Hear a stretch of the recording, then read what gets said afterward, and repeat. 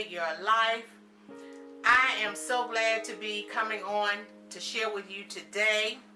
Thank you so much for your continued support. We love you. We appreciate it. Thank you for all of the wonderful comments that you all left, as well as condolences in the loss and passing of my first cousin, JB.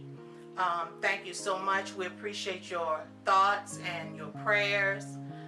It just means, so much. We feel the prayers, and our family is just thankful and grateful for all of you and the love that we have received. We really, really appreciate it. Today I wanted to come on and to share with you all that we dedicated Taya Destiny.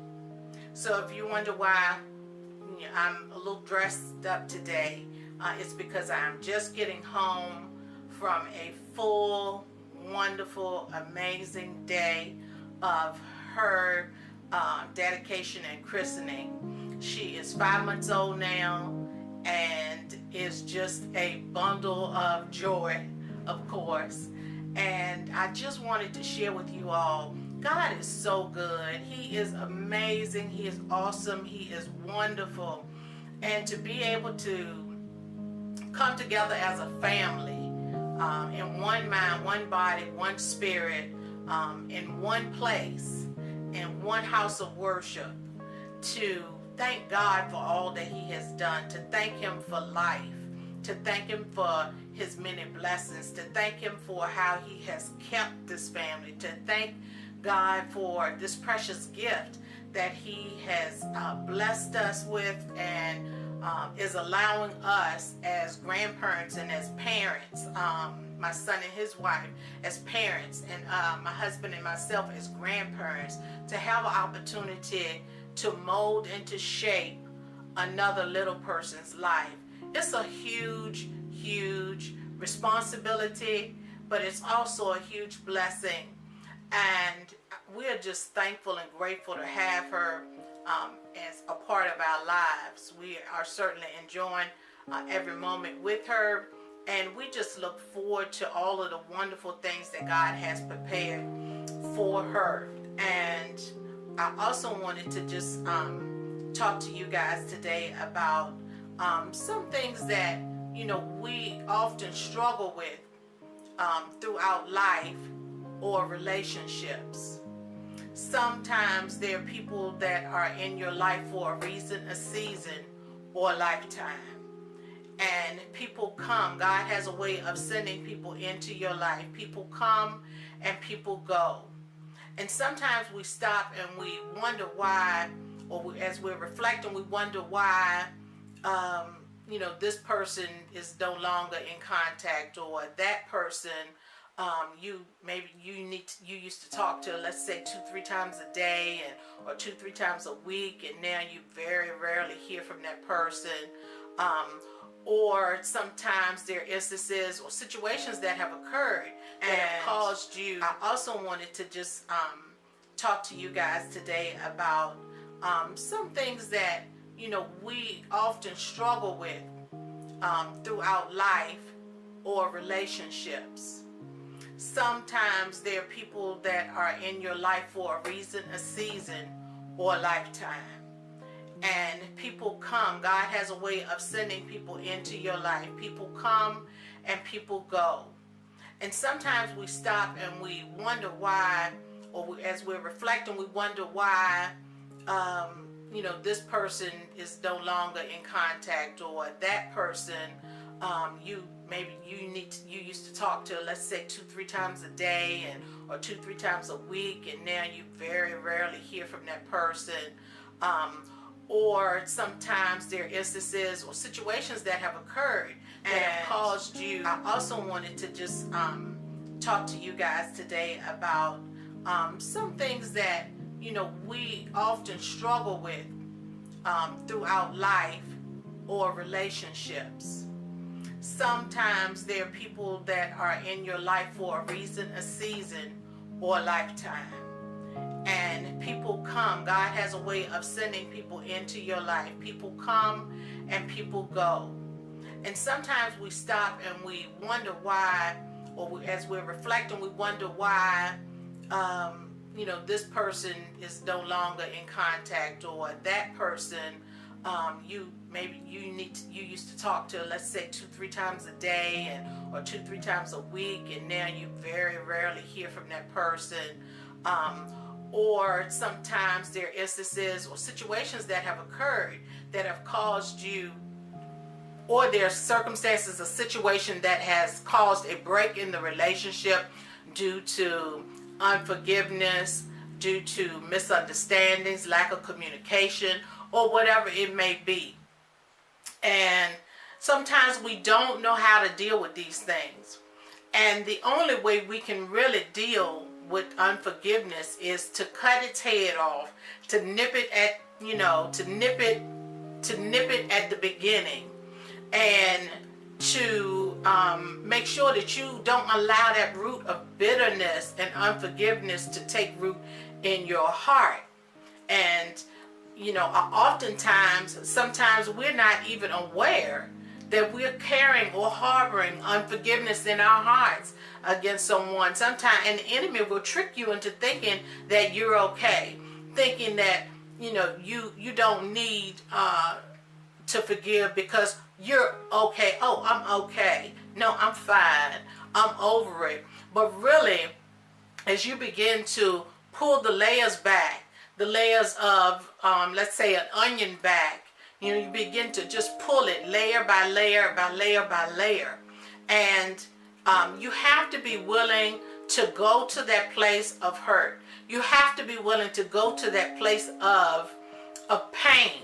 You have to acknowledge the pain. Okay, yes, I'm disappointed. You weren't there for me. I've always been there for you, but whenever I need you, or whenever something is going on in my life, I can never find you, or you're never a phone call away.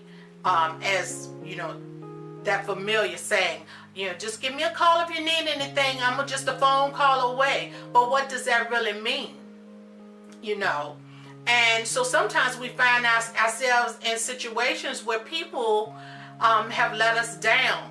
Sometimes we have very high expectations, and when those expectations are not met, then we are hurt. We are disappointed. We sometimes can feel even abandoned in certain situations. But I just wanted to share with you today, one of the first ways to deal with unforgiveness, if you have a situation in your life where you may not have been aware, hopefully this will bring to your attention anything that you have untoward feelings or discontentment about towards another person, and you do not have a peace when you think of that person or when you think of that situation. You feel some kind of way. Okay? First thing you need to do is to make sure that you address and acknowledge, okay, yes, I'm hurt. Yes, there was an indiscretion. Yes, you weren't there for me, and I was disappointed or hurt or saddened by what you did, or the choices, the decisions that you made affected me or impacted me in a negative way. So that's the first thing. We have to acknowledge that there is hurt, there is pain, there is disappointment. So you have to acknowledge that unforgiveness is there, and that you need to be able to let it go. Okay? And then the second thing that we need to do to be able to overcome unforgiveness is we need to make sure that we're in a place that we are ready to receive the living word of God and to apply it to our daily life. Okay? Not to just say, yeah, I'm over it, but you don't speak to that person. If you see them in the grocery store, you can't face them, or if you run into somebody and you're in the same, you just happen to be let's say you go to church and you run into someone. You could go to an evening program, a singing, or you could be just out and about a restaurant, and you see a person that you maybe had a conflict with in the past, or you're in a situation where you're not on good terms or speaking terms, there is nothing wrong with pulling a person to the side and you take the initiative. Don't wait on the other person to pick up the phone and call you. Don't wait on the other person to initiate it, regardless of what the situation is, because the main thing is that you want to get right with God. You want your heart to be free. You want your mind to be free. You want your spirit to be free from anything that would hinder you from entering into the Lord's presence. Anything that would hinder you. Anything that would hinder you from being all that you can be.